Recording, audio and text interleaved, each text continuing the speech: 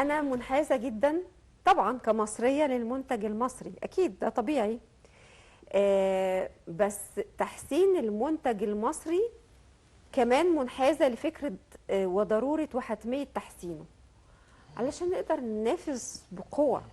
حضراتكم متابعين معانا دردشة بتاعت امبارح لما كانت مشرفانا سيدة أعمال ومستثمرة سعودية قالت أنا انبهرت، هي كلامها، أنا انبهرت إن مصر أرض خصبة جدا كتير من الاستثمارات، بس للأسف إن بره المستثمرين مش عارفين إن مصر فيها كل الكنوز دي. فطلبت إنه يبقى في كام يعني صورة كده، ملمح يكونوا موجودين لتحقيق الفكرة ديت. أنا بتصور إنه كلامنا النهاردة بيرد على هذه الطلبات بشكل واقعي جدا وعملي، ولأنها ذكرت بالاسم دور مثلا السفارات المصرية وقنصلياتنا في الخارج وما إلى ذلك. ف يبدو ان لما الانسان يبقى صادق في تقديم الرساله بتاعته ربنا يحقق له معجزاته، يبقى معاه سفير ووزير مفوض جالس معاه تاني يوم على طول علشان ينقل له الفكره ديت. مشرفنا سياده الوزير المفوض المفكر الاقتصادي دكتور منجي بدر، عضو الجمعيه المصريه للامم المتحده. اهلا وسهلا بحضرتك، مشرفنا. اهلا وسهلا بحضرتك واهلا بالساده المشاهدين. وجود حضرتك مش صدفه على فكره خالص، لانه يعني سر جذب. الحمد لله. لان زي ما بقول لحضرتك امبارح كان معانا مستثمره وسيده اعمال سعوديه قالت ليه ما يبقاش في الدور ده للقنصليات، انها تعرف مثلا انه المستثمرين مثلا في السعوديه احنا عندنا قاعده كبيره جدا من الاحتياجات الاقتصاديه وتربه خصبه جدا للاستثمار الاقتصادي في مجالات كذا وكذا وكذا لمن يريد من المستثمرين ومن لديه الرغبه من المستثمرين مثلا سعوديين او العرب في انه يستثمر، فدي المتاح، دي التسهيلات وما الى ذلك. اتصور انها بتخدم على الفكره اللي احنا بنتكلم عليها تو ذا بوينت على طول يا مروه.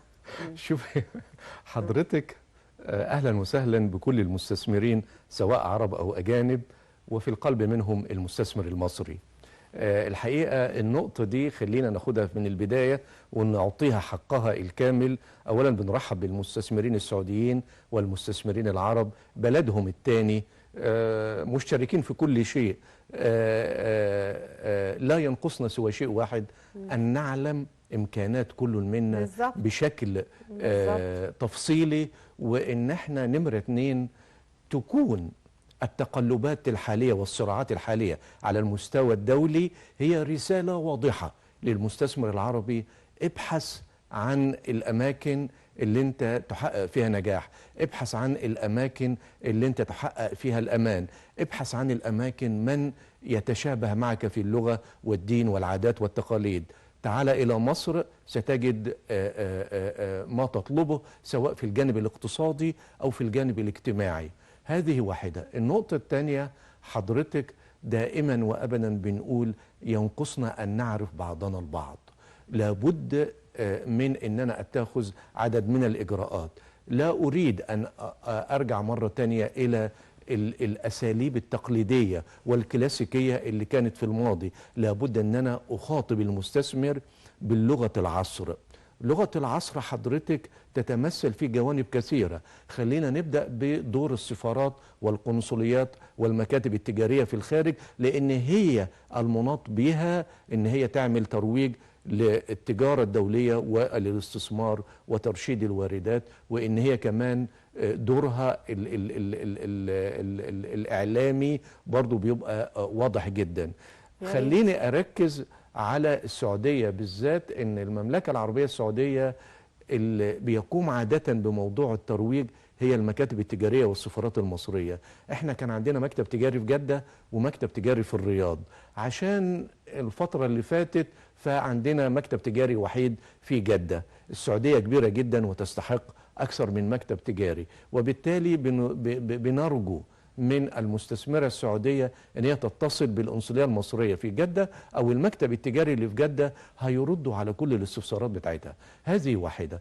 الشيء الآخر حضرتك في مجال جذب الاستثمارات، إن أنا بذهب إلى البرامج والمجلات والصحف المتخصصة اللي بيقراها رجل الأعمال، واديله مؤشرات.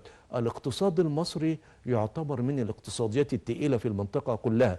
أقصد باقتصاد تقيل يعني اقتصاد متنوع، لا نعتمد على قطاع واحد، ولكن الحمد لله عندنا قطاع التعدين، عندنا قطاع الكيماويات، عندنا قطاع الأحفور اللي هي البترول والغاز، عندنا القطاع الصناعي، عندنا القطاع الزراعي، عندنا القطاع الخدمي.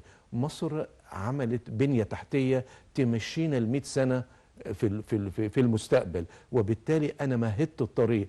يعني ايه كلمه بنيه تحتيه؟ بنيه تحتيه يعني كل ما هو استثمار غارق، كل ما هو استثمار تحت الارض. يبقى انا مستني حاجه واحده بس من القطاع الخاص، سواء مصري او عربي او اجنبي، ان هو يجي يستثمر. انا مهدت لك الطرق مهدت لك في مدن جديده، في موانئ جديده، في بنيه تحتيه حتى خاصه في المجال المصرفي. حتى الحكومه ذات نفسها بقى عندها بنيه تحتيه لخدمه المستثمر. فبالتالي الدور بقى على القطاع الخاص. أعود مرة تانية إلى جذب الاستثمارات. هذا هو الوقت المناسب. ما هو ممكن سيادتك تاخدي قرار صح في وقت غير مناسب. ليه؟ لا أنا بقول ممكن، لا لكن إحنا في الوقت الحالي القرار مناسب. إن ده هو الوقت المناسب جدا حضرتك. دلوقتي اللي إحنا بنقول إيه دلوقتي؟ أن حاليا هو الوقت المناسب لجذب الاستثمارات. عندي حضرتك معدلات ربح عالية للمشروعات، عندي سوق كبير. أنا السوق المصري 110، ومصر عاملة اتفاقات تجارة حرة مع دول عدد سكانها قد إيه حضرتك؟ 1.5 مليار. يعني في سوق كبير جدا. يعني سواء المستثمر لما يعمل مشروعه يستطيع أن يبيع للسوق المحلي أو يصدر. هذه واحد. النقطة الثانية حضرتك إن احنا عندنا مزايا متعددة، سواء مزايا إجرائية أو مزايا من اللي بيبحث عنها المستثمر في الوقت الحالي. شوفي حضرتك زي إيه؟ الدول تشابهت في وسائل جذب الاستثمارات. يعني أنا لو قاعد قدامك بروج لمصر، وفي واحد مثلا من دولة أفريقية أو دولة آسيوية، هتلاقي الكلام اللي احنا بنقوله احنا الاثنين متشابه إلى حد كبير. برافو عليكي، متشابه. بندي حوافز وبندي أرض بنظام الانتفاع وبنساعد وبنعمل دعم للصادرات، وكل هتلاقيه متشابه. والبنية التحتية كل واحد بيحاول يروج لبلده. لكن حضرتك الجديد مختلف. ازاي؟ عارفة الجديد حضرتك هو ايه؟ نمرة واحد، بيئة استثمارية مناسبة، اللي هي لما سيادة الرئيس اجتمع بالمجلس الأعلى للاستثمار وأصدر 22 قرار، أدى إلى إيه؟ إلى خلق بيئة استثمارية مناسبة. هذه واحدة. النقطة الثانية، لازم يبقى عندك انفراستراكشر أو بنية تحتية لإيه؟ لقطاع الاتصالات والمعلومات. وإحنا عندنا ما شاء الله وزارة الاتصالات عاملة شغل كويس قوي في المجال ده.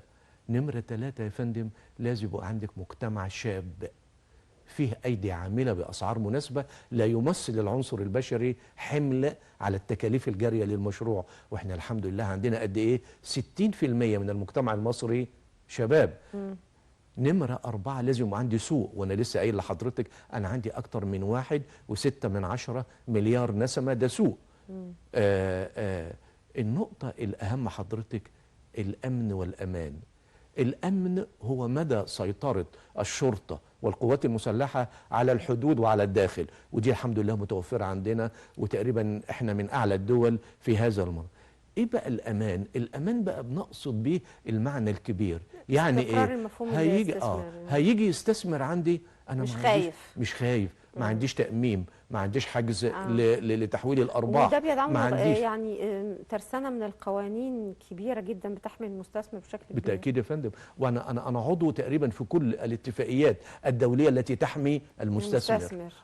عندنا كمان عندنا كمان اتفاقية لمنع الازدواج الضريبي، واتفاقيه لتشجيع وحمايه الاستثمارات بيننا وبين السعوديه. يعني ايه معناه حضرتك؟ يعني معنى ده بنقول للست المستثمره اللي شرفت حضرتك امبارح، تعالي اذا دفعت ضريبه في السعوديه مش هتدفعي هنا في مصر. برافو عليك. واذا دفعنا في مصر خلاص مش هتدفع في السعوديه. يبقى هي تختار. فده اتفاقية منع الازدواج الضريبي، واحنا خلاص الحمد لله هذه الاتفاقية هي مفعلة، وبالتالي هي انا بتفق مع حضرتها ان احنا لو بايدنا ان احنا نروح لحد مكتبها ونخبط على بابها ونقول لها هذه هي مزايا الاستثمار في مصر.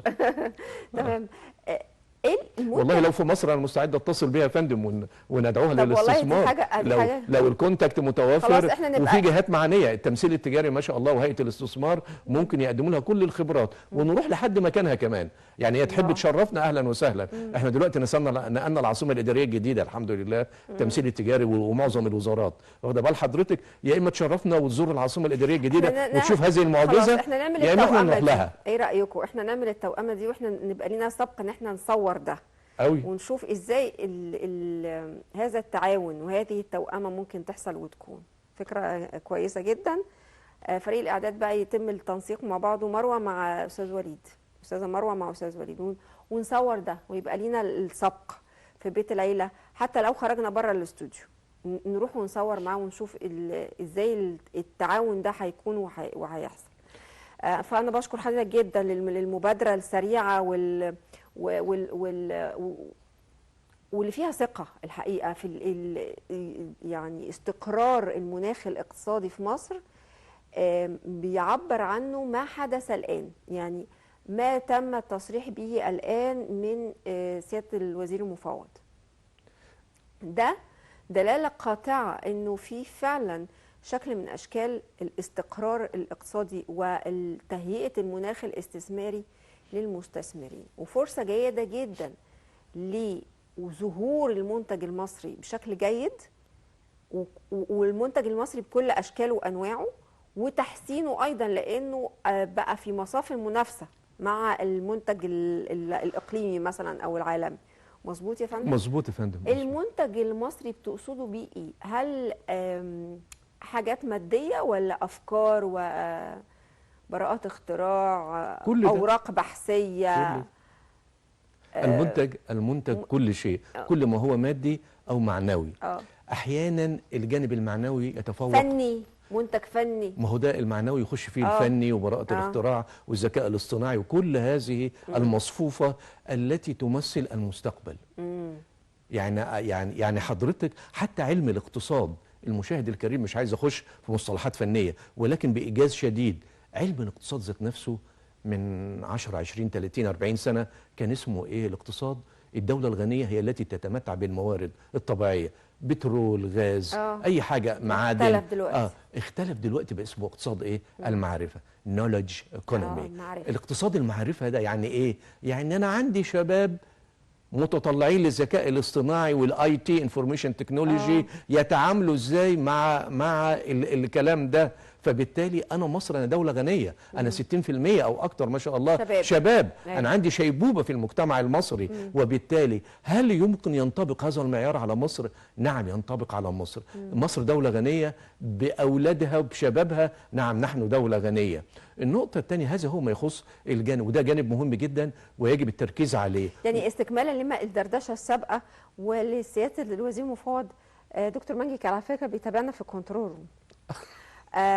فاللي احنا كنا بنقوله الدردشه دي بتكملوا دردشتنا النهارده مع حضرته، انه الاستثمار في المجال ده احنا كمان مستعدين ليه وواعيين ليه. حضرته بيقول كده وواعيين ليه، وده استثمار جيد جدا، مش بس الاستثمار الصناعي وما الى ذلك، لا كمان احنا واخدين بالنا من الانماط الجديده للاشكال المستحدثه للاستثمار، واحنا مستعدين ليها وحابينها. وهو كمان حضرته بيطمئنا ان احنا ممكن ننجح، لانه قاعده الهرم عندنا من الشباب، فده يأهلنا ان احنا نقدر ننافس بقوه لو الاولاد اتعلموا كويس واتدربوا كويس واداهم فرص كويسه واهتمينا بالمجال ده. انا فهمت كلام حضرتك مظبوط؟ كلامك صح، بالعكس ده انت حضرتك وضحتي للمشاهد ووضحتي ليا كمان بشكل جميل قوي. هقول لحضرتك من يومين ثلاثه سياده الرئيس كان بيحضر ايه؟ بيحضر امتحانات المعلمين المدرسين. دي الرئيس كان احيانا يحضر الشرطه او القوات او الجيش، لكن اول مره اول قطاع راح له ايه؟ المعلمين، التعليم. هذه رساله واضحه طبعا ان الرئيس بدا يعني يركز على ايه؟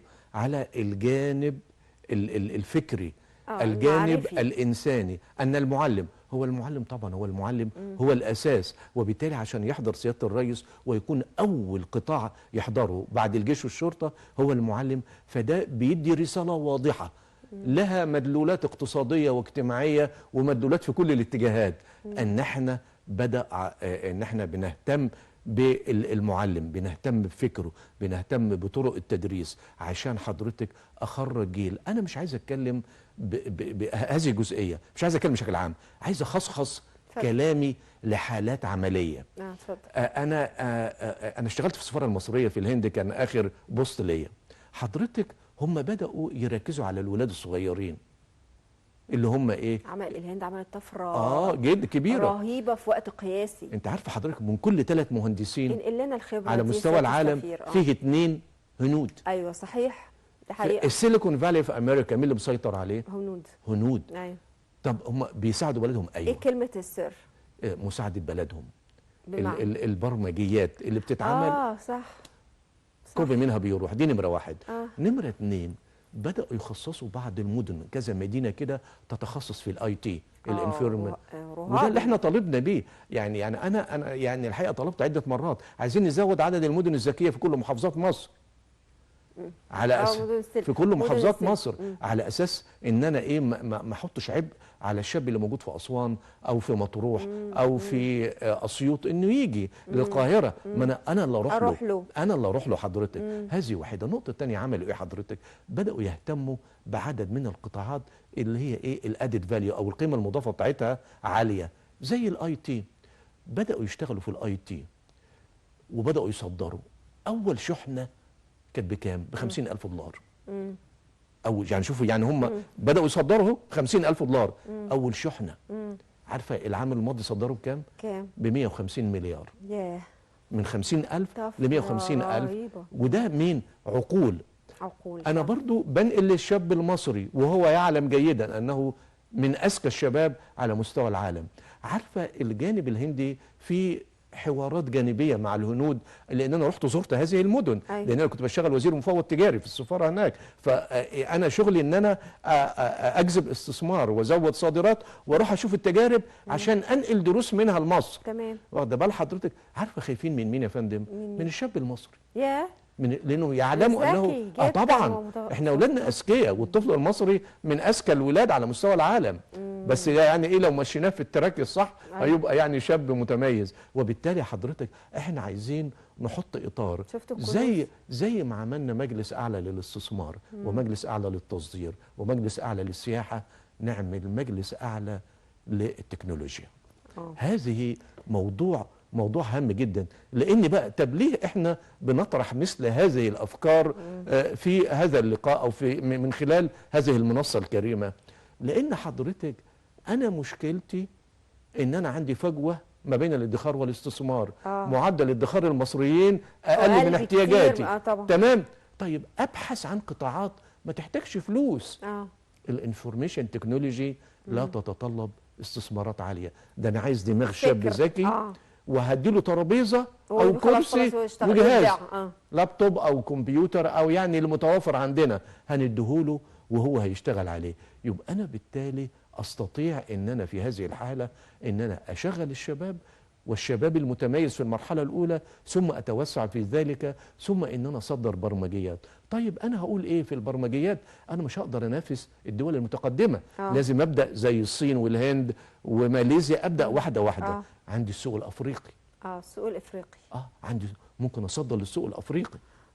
واخده بال حضرتك؟ والسوق الافريقي ده واحد عدد السكان قد ايه؟ 1.3 مليار نسمه. يعني سوق ضخم جدا ومتعطش لهذا المنتج المفترض ان هو يكون منتج مصري خالص. يعني واحنا عندنا بنيه تحتيه كويسه في افريقيا لمصر، بنيه تحتيه كويسه جدا.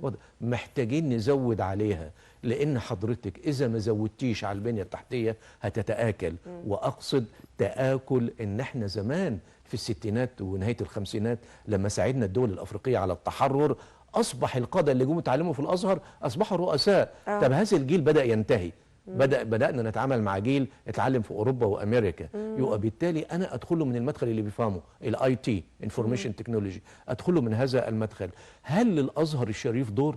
طبعا للازهر الشريف دور ودور مؤثر، بالذات في علاقاتنا بافريقيا. هل الكنيسة المصرية لها دور؟ لها دور كبير جدا. الكنيسة المصرية أنا لابد من استخدام كل أدواتي، لازم أبد أحشد الموارد عشان أصل للهدف اللي الدولة حطاه. حضرتك تقصد سيادة الوزير إنه نرجع مرة تانية يبقى في بعثات من افريقيا للازهر الشريف يتعلموا في الازهر موجودين الشريف؟ يا فندم، والعكس بالعكس موجودين يا فندم. احنا عندنا مدينة البعوث الإسلامية. تقول تبقى نزود تكثيف اكتر.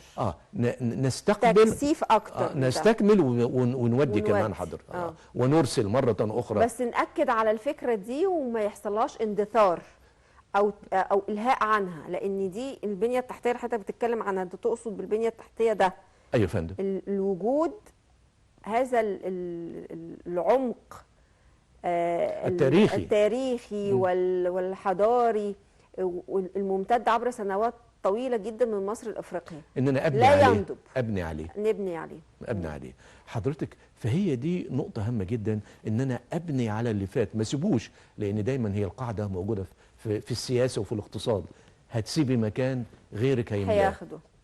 فاحنا مش عايزين حضرتك، هي الكيكه في افريقيا تكاد تكون اتقسمت على فكره. احنا بنحاول نعود مره تانية جهود سياده الرئيس، سواء ان هو ترأس الاتحاد الافريقي مرتين متتاليتين، او ان هو بيشارك في كل القمم الافريقيه، او ان هو بيستقبل كل الوفود الافريقيه بقدر كبير من الاحترام والكرم.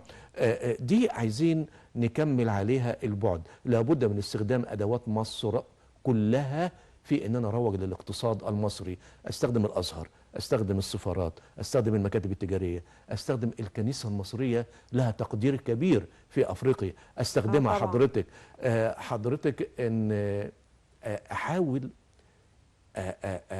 اكبر التواجد المصري في افريقيا، سواء كان رسمي او غير رسمي. اقصد بالرسمي لابد يبقى فيه دور، ازود شويه المكاتب التجاريه، وبلاش موضوع الترشيد ده في الجزئيه دي، لان كل جنيه هتنفقيه او كل دولار هيعود اضعاف مضاعفه مره تانية. وبرضه تدعيم السفارات. ايضا حضرتك ان انا لابد ان انا انشئ جيل جديد من رجال الاعمال قادر على المخاطره. يعني شوفي حضرتك دايما ويعني ايه المخاطره؟ اللي ما زارش افريقيا، اللي انا اشتغلت في افريقيا في الشرق وفي الغرب، اللي ما زارش افريقيا يجد انهم ناس طيبين جدا، لكن في مجموعه منهم بيبقى يعني ممكن تفقدي حياتك، يقول لك يعني لايف اور ماني، اختاري تدفعي الفلوس اللي في جيبك ولا حياتك. فدايما يعني ايه يكون يعني زي اي شعب من الشعوب فيه يعني. لا هم عندهم الامور دي زايده شويه. فدي حضرتك عايز شاب يخاطر، دي نمره واحد. نمره اتنين يا فندم، انا مش بس راس المال جبان يا سياده الوزير. نعم. يعني هو كمان راس المال جبان. لا انا مش هتكلم عن راس المال، يعني انا بتكلم عن المصدر. هياخد عينه في جيبه في شنطته ويروح يروج بيها. او ان انا اعمل مخازن هناك. بس هل هيبقى في استقبال جيد؟ يعني الذوق الافريقي يستوعب ويستقبل الثقافه المصريه والمنتج المصري؟ ما هو احنا حضرتك قبل ما نروح هنبقى دارسين السوق الافريقي. هم بيحبوا البهرجه، بيحبوا الحاجات اللي فيها ملونه وشجر وبتاع، وبيحبوا الحاجات دي حضرتك، ويحبوا الموسيقى. يعني يحبوا يعني اي الشاب ولا الشابه ترقص في اي مكان، فبيحب الموسيقى برضه، فبالتالي يجب ان احنا نراعي دراسه المجتمع قبل ما نروح. واحنا قادرين ده. وعلى فكره هو بالطبيعه بالتاريخ برضه كمان يا فندم، احنا لا في روافد مصريه في افريقيا، وفي امتداد افريقي مهم جدا، عمق افريقي مهم جدا لمصر يعني. طبعا يا فندم، انا عايز بس اكمل الجزئيه اللي فاتت بعد اذن حضرتك، ان انا اتكلمت عن التواجد الرسمي وتدعيمه، وده احنا في طريقنا فيه. التواجد اللي هو ايه بتاع رجال الاعمال، انا عايز رجل الاعمال الكبير يحتضن معاه كم شاب صغير من رجال الاعمال. انا عايز يا فندم اطبق قاعده توسيع قاعده رجال الاعمال. انا عندي رجال الاعمال مصر عددهم محدود. هقول لحضرتك رقم. عدد المصدرين في مصر اللي مسجلين في الهيئه العامه للرقابه على الصادرات والواردات 55,000 مصدر. اللي بيشتغل 5000. يا بس ده انا رقم عايز ازود ضئيل. ده. انا عايز ازود ده. طب ليه الرقم ده كده متضائل؟ لان حضرتك التصدير صعب. عشان يعني كده حضرتك بتقول رجل اعمال كبير ياخد معاه كام رجل اعمال صغيرين. طيب فيشجع. ايه دور الدوله؟ انا دور الدوله في افريقيا بالذات، انا بتكلم عن افريقيا بالذات، يجب ان يكون دورا ان انا احميه ماليا وامنيا. لابد من النقطتين دول. المالي ان انا اعمل له انشط شويه الشركه المصريه لتامين الصادرات. نفرض الشاب الصغير صدر واتنصب عليه، هو مش هيتنصب عليه في كل مره، بقول نفرض يبقى انا اللي احميه. اسوأ الفروض. اسوأ الفروض، يبقى انا لازم اشتغل على اسوأ الفروض. ده الصين اشتغلت كده والهند اشتغلت كده. ولما هو يعرف انه ليه ظهر وانه برافو عليك في تامين بشكل او بشكل من الاشكال، الفكره حضرتك بتقول عليها رجل اعمال جريء هتبقى موجوده. ايوه يا فندم، فانا مش هخاف. مظبوط يا فندم. تمام.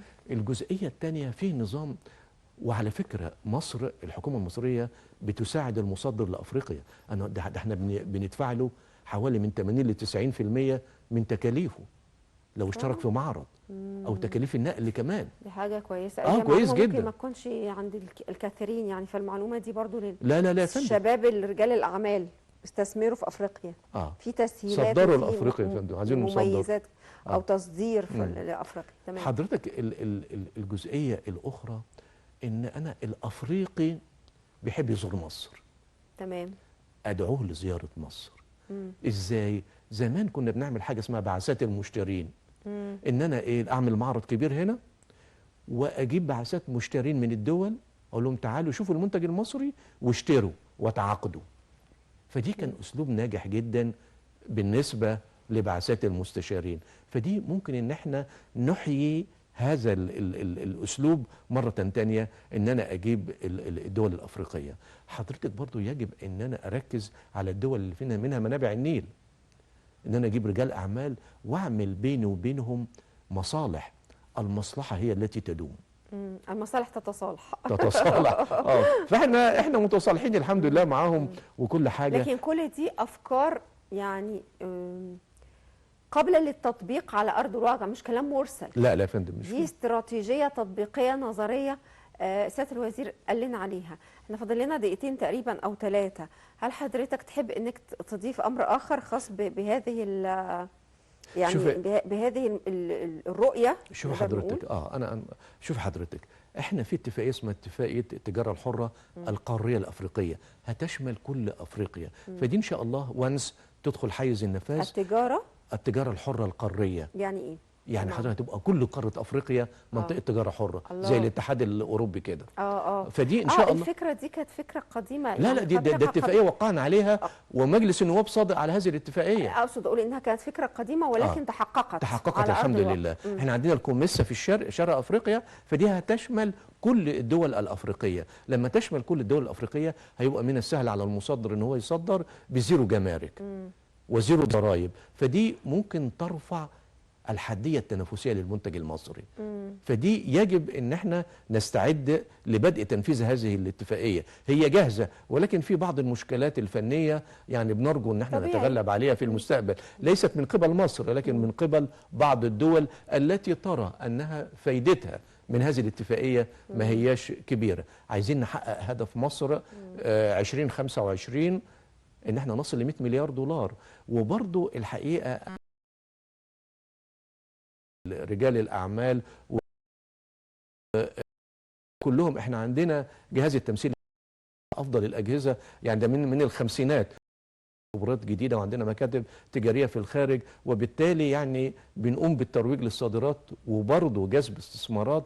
فده يعني هذا الجهاز عنده خبرات وأنا أحد أبنائه، فعنده خبرات كبيرة جدا. يعني أنا شايف أن الحكومة برضه بدأت تستفيد منه بشكل متزايد، وما شاء الله عندنا شباب زي الفل. يعني عندنا حضرتك ممكن نقعد 24 ساعة صحيين أو 48 ساعة ما شاء الله. فدي من الأجهزة الممتازة. بمناسبة اللي حضرتك بتقول ان احنا نصدر، ما احنا مش بنصدر منتج بس، احنا بنصدر ثقافتنا وهويتنا مظبوط وروحنا مظبوط ومصريتنا كمان. بالمناسبة في بعض المنتجات يا فندم اندثرت من السوق المصري وحل محلها منتجات صينية، زي مثلا حاجات خاصة بينا جدا زي الفانوس، زي مش عارفة ايه حاجات كده. ايه دور حضراتكم في ان اعادة احياء هذه الورد البلدي كان بيتصدر؟ مظبوط. الورد البلدي ده حصري عندنا كان بيتصدر لان ريحته بيستخرجوا منها ارقى واندر انواع العطور في باريس مثلا. ف يعني كلمنا عن الحاجات اللي هي من صميم الثقافه المصريه، على اعتبار ان انا بحب اللبس اللي هو فيه التاتش المصري او الطابع الثقافي المصري زي ما انا لابساه كده. المنتجات التراثيه الخاصه بينا، التلي، يعني كان في فتره من الفترات التلي بيطلع من بني سويف ولا مش عارفه سوهاج تقريبا لبره على طول. المشغولات اليدويه المصريه، الحاجات الخاصه بالفيوم، الحاجات دي كنوز يا جماعه. وعلى فكره مش ممكن تبقى في افريقيا فقط سياده الوزير، ولكن ممكن نقتحم بيها كمان السوق الاوروبي، لان هم هناك قد ايه بيعشقوا هذه المنتجات. شوف حضرتك دي المنتجات الحرفيه واليدويه ومنتجات الاسانسات، هي بتطلع من بني سويف ومن جزء من الفيوم ومن سوهاج برضه. طمنا بشكل سريع بس يا سياده الوزير عن هذا الموضوع، لان المفترض اختم.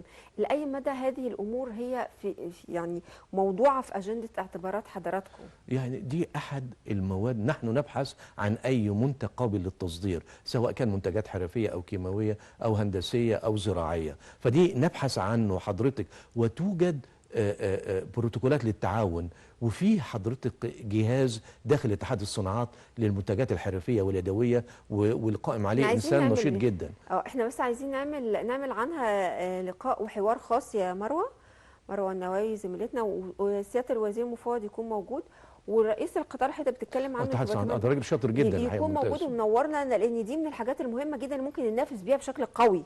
انا بشكر وجود حضرتك يا فندم، كما هي عاده الاوقات في انتهاء يعني او هي محدوده، لكن بنجدد الدعوه لحضرتك مره ثانيه. بشكر جدا تشريف سياده الوزير المفوض والمفكر الاقتصادي الدكتور منجي بدر، عضو الجمعيه المصريه للامم المتحده. نورتنا وشرفتنا بهذه الزياره. شكرا جزيلا لحضرتك وشكرا للساده المشاهدين. والحقيقه احنا مصر الحمد لله بنسير على خطى جيده وواثقه، وان شاء الله المستقبل لينا ان شاء الله. شكرا يا فندم.